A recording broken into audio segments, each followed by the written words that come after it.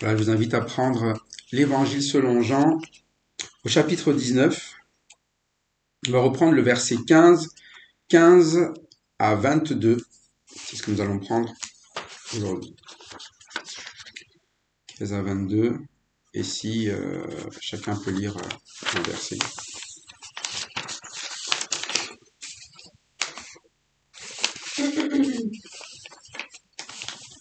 De ma gauche et ma droite. Mais ils s'écrièrent, Haute, crucifie-le. Pilate leur dit, crucifierai votre roi? Les principaux sacrificateurs répondirent, nous n'avons de roi que César. Alors il le leur livra pour être crucifié. Ils prirent donc Jésus et ils l'emmenèrent. Jésus, portant sa croix, arriva au lieu du crâne qui se nomme en hébreu Golgotha. C'est là qu'ils le crucifièrent et avec lui deux autres, un de chaque côté et Jésus au milieu. Pilate fit placer un écriteau que l'on fixa au-dessus de la croix. Il portait cette inscription, Jésus de Nazareth, le roi des Juifs. Beaucoup de Juifs lurent cette inscription parce que le lieu où Jésus fut crucifié était près de la ville. Il était en hébreu, en grec et en latin. Les principaux sacrificateurs des Juifs dirent à Pilate, n'écris pas roi des Juifs, écris qu'il a dit, je suis roi des Juifs. Jusqu'où 22, simplement. Pilate répondit, ce que j'ai écrit, je l'ai écrit. On est dans ce passage, toujours où notre Seigneur est en train d'être livré pour la croix, et livré comme prévu par le Seigneur, par les principaux sacrificateurs, par les scribes, par les anciens, c'est-à-dire normalement ceux qui sont censés veiller sur le peuple. Veiller à diriger le peuple, ce sont les chefs, c'est ainsi qu'on les appelle. Mais ces chefs, normalement, devaient diriger le peuple en attendant le chef. Le chef, le roi, celui qui doit régner sur le peuple, qui doit régner, c'est Jésus-Christ. Le Christ, c'est l'élu, le choisi de Dieu.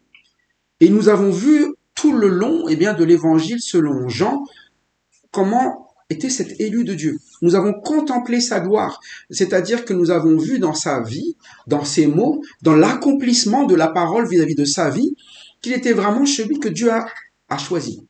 L'agneau de Dieu qui ôte le péché du monde.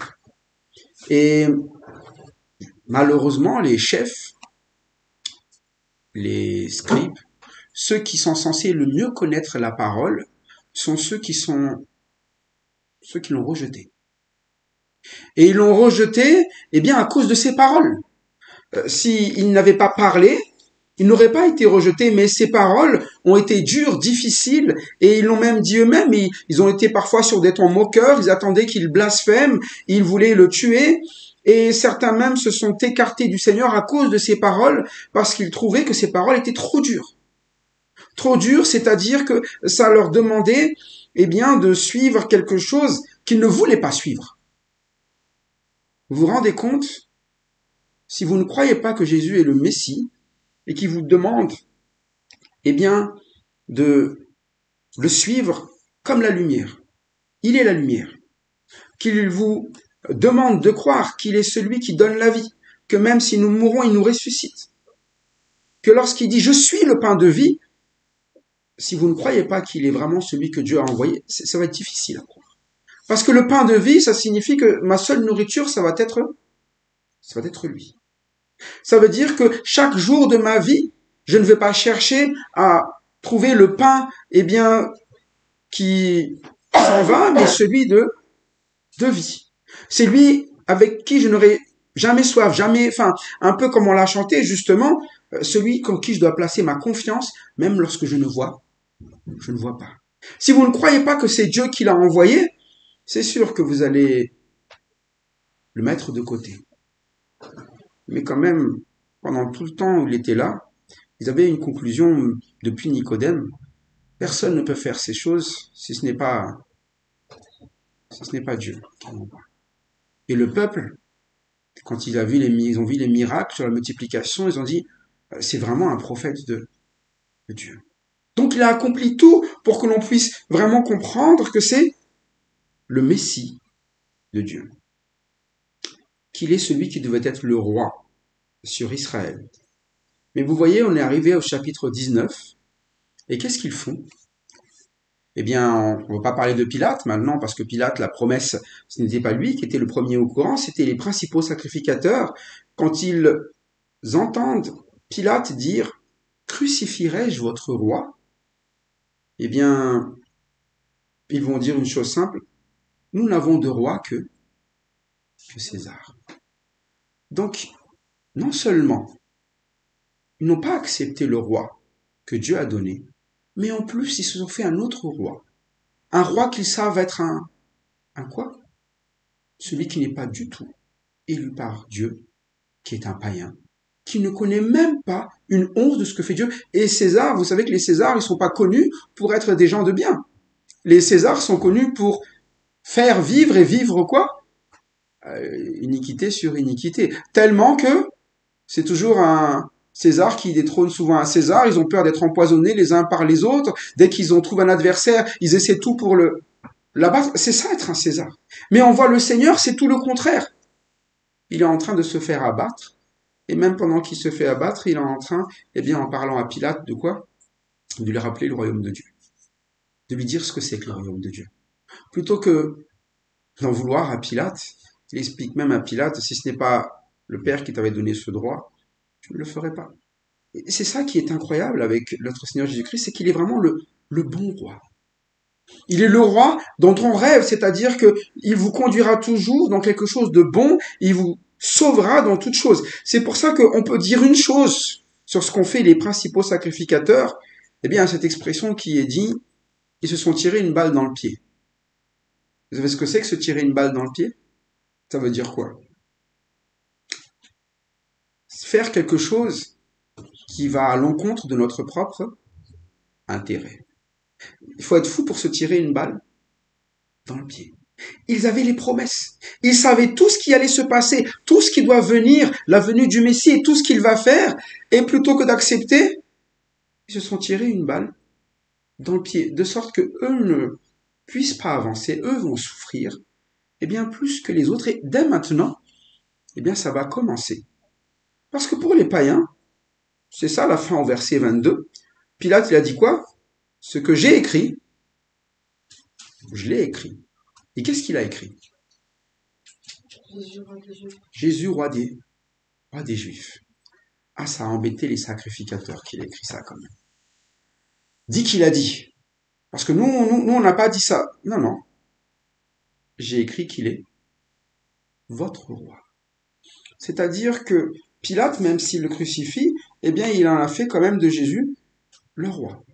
D'après tout ce que vous dites, d'après tout ce qui se passe aujourd'hui, eh bien, la conclusion de Pilate, c'est votre roi. Ça ne veut pas pour autant dire qu'il a changé sur le Seigneur, mais c'est votre roi. Et votre roi, vous êtes en train de le crucifier. Votre roi est sur une croix. La honte est pour qui? Pour le peuple. Ils sont en train de mettre leur propre roi à mort. C'est-à-dire que c'est le roi qui pouvait leur délivrer de l'esclavage. C'était vraiment, même si Pilate ne connaissait pas, eh bien, ce que le Seigneur pouvait faire ou pas. Si c'était vraiment un roi, il aurait pu, eh bien, le sortir de l'esclavage, mais ils ont supprimé, ou ils vont supprimer, celui qui pouvait les délivrer, et ils ont préféré rester des esclaves. Et vous savez, parfois, c'est notre façon de vivre avec le Seigneur.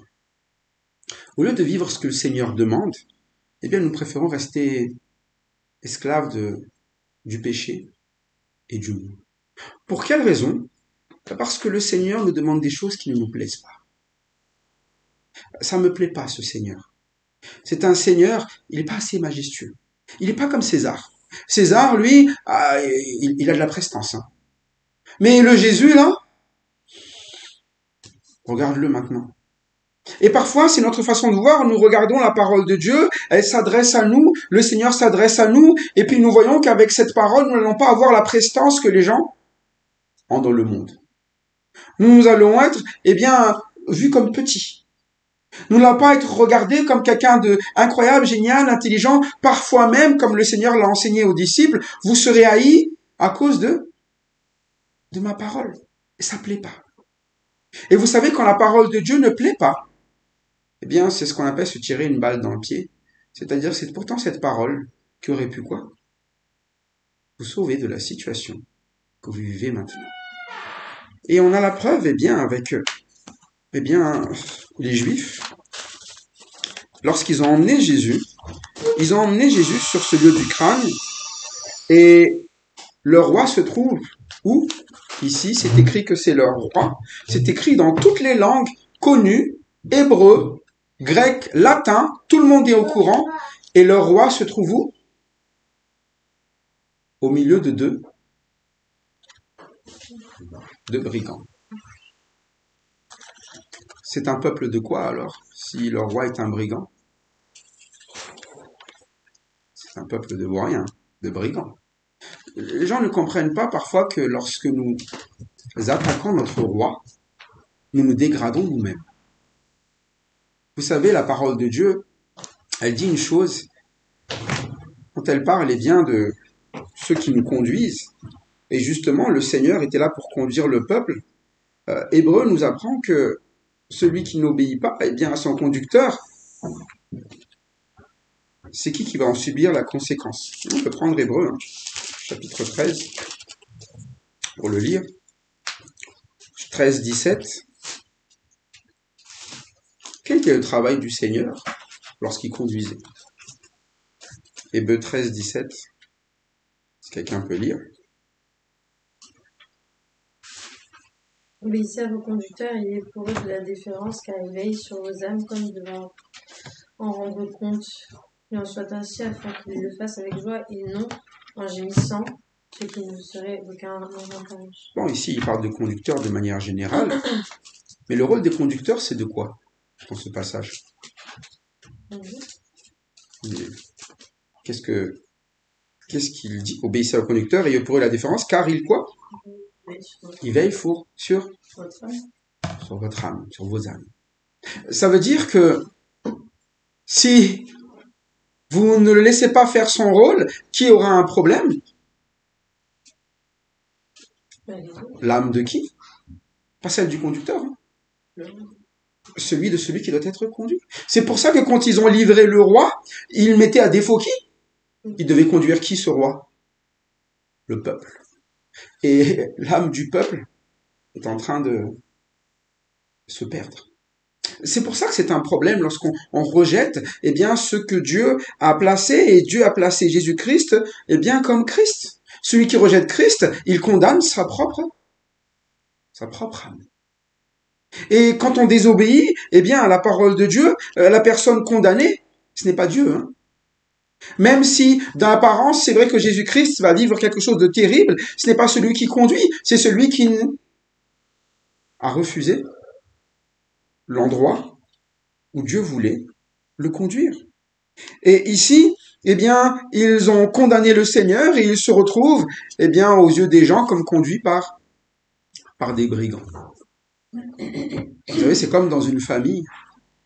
Parfois, souvent, les gens, quand ils sont dans la maison, quand vous avez des personnes qui ne s'aiment pas, ils parlent toujours, eh bien, voilà, tu sais, mon mari, il est comme ceci, comme cela. Tu sais, ma femme, elle est comme ceci, comme cela.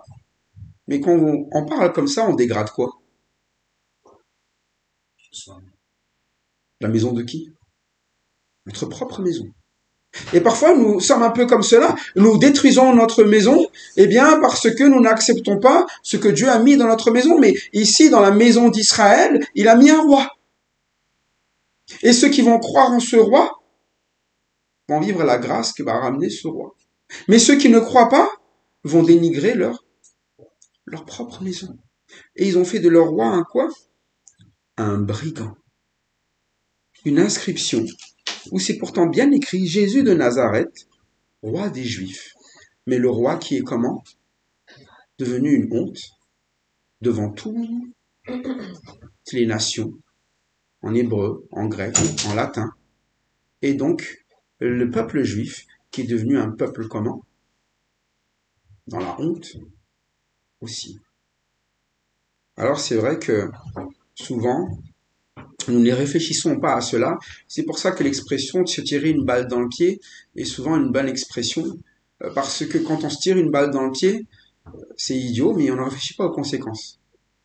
Normalement, personne ne veut se tirer une balle dans le pied. Et parfois, c'est ça, lorsqu'on regarde la parole de Dieu, on se tire une balle dans le pied, la première personne, eh bien, à en vivre les conséquences, c'est nous. Et après, nous allons être quoi? Eh bien, frustrés que les autres avancent, et pas nous. Qui rejette ici son roi? Ce sont les Juifs. Et qui vont être les plus nombreux à suivre ce roi dans l'avenir? Les non-juifs. Et c'est ça le souci. Et c'est ça le problème. Eh bien, et c'est pour ça que, à un moment donné, Paul, il va dire quoi? Il est là, parfois, pour exciter leur jalousie. Mais ils sont jaloux parce qu'ils n'ont simplement pas accepté leur propre roi, ils l'ont rejeté, et ce roi devenu le roi des... C'est ça de là que laissent les rivalités. C'est pour ça que les juifs aussi détestent encore plus aujourd'hui qui? Les païens. Pour devenir juif, quand t'es païen, pour devenir juif, crois-moi que c'est pas donné, hein. Tu dois montrer beaucoup de choses, faire beaucoup de choses, et les païens, c'est toujours dans le langage vu comme des personnes, on utilise le mot païen, c'est pas bien vu, hein. Et c'est pour ça que c'est compliqué. C'est qu'à un moment donné, eh bien, le Seigneur, pourtant, leur a donné un roi. Et vous voyez que les Juifs qui ont accepté Jésus-Christ comme roi, il y en avait plusieurs quand même. Il y avait les apôtres. Et eux n'ont pas vraiment de haine envers les païens. Au contraire, Paul même, lorsqu'il a cru au Seigneur, il s'est mis à aimer les païens, hein, à qui il va annoncer la bonne nouvelle. Il dit, moi, j'irai vers tel que demandé par le Seigneur. Mais c'est parce que ce que lui dit le Seigneur ne le déplaît plus. Mais en temps normal, si le Seigneur lui avait demandé, peut-être à un moment donné, va vers les nations, annoncer aux païens, n'importe quel juif aurait dit quoi?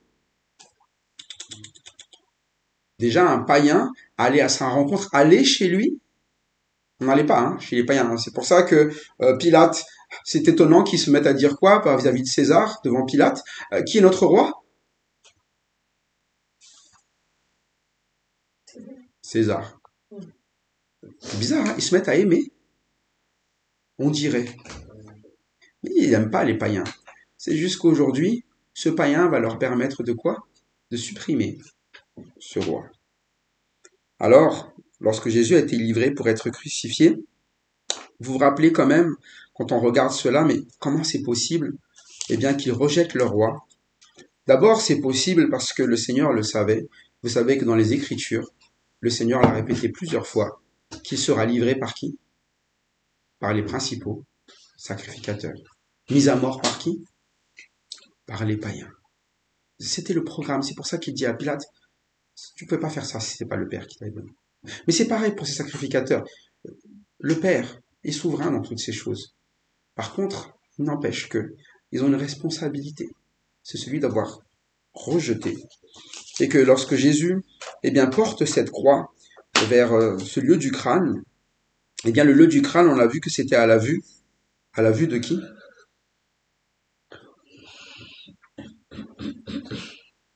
Ce que dit le verset 20, à la vue de tout le monde à la ville. Qui est-ce qui lisait cette inscription? Beaucoup de juifs. Mais en fait, plus les gens passent, plus ils se rendent compte quand même que c'est écrit roi des juifs. Et il y aura des moqueurs, c'est sûr, mais ils se moqueront de leur propre roi, ils se condamnent eux-mêmes. Mais Pilate, il va dire ce que j'ai écrit, j'ai écrit. Ça veut dire qu'à un moment donné, quoi que nous fassions devant la parole de Dieu, eh bien c'est nous qui sommes en défaveur, mais peut-être même les autres, ils diront, ouais, ils disent être chrétiens, eux. Vous savez, ce côté où parfois ils disent être chrétiens, mais ils font même pas ce que... Ils savent hein, que la parole, elle est faite pour qui? Pas pour eux, hein, les païens. Elle est faite pour qui? Pour nous. Et ils la connaissent. Ils savent ce que le roi est pour nous. Ils savent ce que le Seigneur dit. Et à fois, quand tu regardes, qu'est-ce qu'il dit déjà dans ta parole? Ton Seigneur, tu aimeras ton prochain. C'est pas pour eux, mais c'est pour eux. Et parfois, eh bien, ils vont dire, mais c'est ce que tu es censé vivre. Et Pilate, il sait que normalement, Jésus est une personne qui a commis quoi comme crime? Il l'a répété plein de fois. Il n'a commis aucun crime. Donc moi, je sais une chose, vous le condamnez juste parce que c'est votre roi et que vous ne voulez pas de votre roi. Et c'est ça, vous savez, dans notre vie, nous aurons la honte lorsque nous refusons ce que le Seigneur nous a mené dans la vie. Mais les gens sauront ce qu'on aurait dû faire aussi. Et parfois, nous n'aimons pas les païens parce que les païens ne font pas ce que la parole de Dieu dit, mais il y a pire. Le pire, c'est celui qui sait, mais qui ne le fait pas. Il y a pire. Parce que Pilate, à la limite, il reconnaît, mais lui, il n'a jamais dit qu'il croyait, eh bien, dans le Dieu de Abraham, Isaac et Jacob. Il n'a jamais dit qu'il attendait un Messie. Il n'a jamais dit Amen à toutes ces choses-là. Il n'a pas régné en disant, mais nous attendons. Non, il n'a jamais parlé de cela, Pilate. Donc, à la limite, lui, il n'est pas concerné. Mais c'est souvent les premiers concernés, eh bien, qui ont tendance à quoi? À mettre de côté ce qui les concerne. Et ils savent ce qu'il y a à faire. Ici, les principaux sacrificateurs, ils savent une chose. Je rappelle toujours, quel est le rôle d'un sacrificateur? Toute sa vie, il fait ça. Toute sa vie, il sait que ce peuple, c'est un peuple comment? Pécheur. Et il doit présenter les péchés, même pour qui? Pas que pour le peuple, mais même pour lui-même. Toute sa vie, il est au courant de cela, et pourtant, au moment où celui qui vient annoncer la délivrance de ses péchés, l'agneau de Dieu qui ôte les péchés du monde arrive, il le rejette. C'est ça l'absurdité. Parfois, nous connaissons par cœur des choses. Parfois, nous entendons. Et parfois, malgré tout cela, nous rejetons. Mais vous savez, c'est ça la situation la plus difficile à vivre. C'est la situation qui ramène la honte à notre propre maison. Mais ça veut dire aussi à nous-mêmes. Et aujourd'hui, eh bien, ça doit toujours nous amener à réfléchir lorsque nous consultons la parole de Dieu. Comment est-ce que nous vivons avec notre roi? D'abord, qu'est-ce qu'il nous demande? Lorsque le roi s'adresse à nous, il va nous demander des choses qui d'apparence sont difficiles. De le suivre. Comme on l'a chanté même dans la vallée de l'ombre de la mort. Et nous, on dit, je peux faire prendre un autre chemin. Mais quand on veut prendre un autre chemin, c'est qu'on ne fait pas confiance au chemin qu'il nous a donné. Et puis on se trouve dans des situations, et puis là souvent on blâme Dieu. Seigneur, pourquoi je suis là? Pourquoi, eh bien, nous avons cette honte en ce moment? Pourquoi est-ce que on n'a pas ce roi qu'on a demandé? Moi, je voulais un roi qui soit un roi conquérant. Et c'est Dieu qu'on va blâmer, et c'est Dieu qui va, eh bien, être bien un souci, on n'aura pas confiance. Souvent c'est ça, hein, les gens, eh bien, ils n'ont pas confiance en Dieu dans les choix de Dieu. Mais quand Dieu donne une situation, et ici c'était le cas, eh bien, pour le Seigneur Jésus, s'il leur donne ce roi-là, il fallait croire. Mais c'est ce qui va différencier les sacrificateurs des disciples. Les disciples, c'est vrai que, eh bien, ils ont ce doute, ils ont peur, mais ils savent qui est le Seigneur, ça ne change pas. Et ils n'ont pas rejeté le roi. Au final, ils sont plutôt tristes parce que le roi a été pris. Mais un disciple, c'est ça. Un disciple, eh bien, il se trouve en ce moment, on ne les voit pas, les disciples, mais dans les disciples, ils sont dans le sombre, là. Ils sont dans le sombre. Pourquoi ils sont dans le sombre? C'est ce roi-là. Est-ce qu'il nous emmène dans une bonne ou une mauvaise situation? Mais en attendant, ils ne rejettent pas ce roi. Et c'est pour ça que le roi va revenir et se révéler à eux plus tard lorsqu'il va ressusciter. Mais qui va voir la résurrection du Seigneur? À qui le Seigneur va revenir, on le verra plus tard, pour montrer qu'il est ressuscité. Pas au sacrificateur. Hein. Il va se montrer à qui? Premièrement aux femmes qui ont suivi, mais ensuite aussi aux disciples. Et c'est ça le problème, lorsqu'on se tire une balle dans le pied, eh bien au final nous ne verrons pas ce que le Seigneur voulait nous montrer. Nous ne passerons pas la vallée de l'ombre de la mort, bien au contraire, nous vivrons eh bien la mort, ce qui est encore pire, c'est-à-dire la honte éternelle. Alors que le Seigneur, il nous fait traverser évidemment ce moment difficile. Pourquoi? Pour nous ramener quelque chose derrière, que si vous ne croyez pas en Seigneur Jésus-Christ, vous n'allez pas croire. Mais pourtant, il l'avait dit depuis le début. Il a dit, celui qui me suit ne marchera pas dans les ténèbres. Ça veut dire que celui qui ne me suit pas, où sont ses pas? Celui qui se nourrit de lui n'aura plus jamais faim ni soif. Ça veut dire que si tu ne te nourris pas de lui, tu auras toujours faim et soif. Celui qui croit en lui, combien même il mourrait, qu'il vivra. Ça veut dire que si tu ne crois pas en lui, tu es mort. C'est ça la honte. C'est pour ça que on encourage les gens, mais écoute le Seigneur. Suis sa parole. C'est pas le Seigneur qui va être dans la défaite si vous ne le suivez pas. Le roi est toujours victorieux. Il a déjà sa victoire. Mais c'est nous qui allons quoi? Eh bien, vivre ce qu'on appelle la honte. Et ça se voit. Eh bien, lorsqu'on ne suit pas le Seigneur, on finit dans la honte. J'allais dire souvent, mais c'est toujours. Et vaut mieux tôt que tard, parfois même. Parfois, vous savez, vous êtes là en pleine montée, je dis non, tout va bien, tout va bien. Mais généralement, plus on monte, plus dur sera quoi, on dit? La chute. C'est pour ça que Dieu résiste pour éviter qu'on monte trop haut. Et pour que plutôt quoi, on s'humilie et qu'on reste là où on ne va pas tomber, sous la puissante main du Seigneur. Et c'est ça, avoir un roi. Avoir un roi, c'est que vous restez sous la main de qui? De ce roi. Et si vous lui faites confiance, combien même il meurt, vous savez qu'il passera cette mort. Et vous allez suivre juste derrière. Mais c'est vrai qu'ici, eh bien, les sacrificateurs n'ont pas vu ça du Seigneur. Ils ont vu un pauvre roi dont ils ne veulent pas. C'est pour ça qu'il dit, n'écris pas roi des Juifs. On ne veut surtout pas être associé à lui. Mais dans ce cas-là, vous ne voulez pas être associé à celui qui voulait vous sauver, celui qui voulait vous conduire, celui qui voulait être votre berger, celui qui allait vous amener ce qui est bon, juste. Et c'est ça qui est notre condamnation.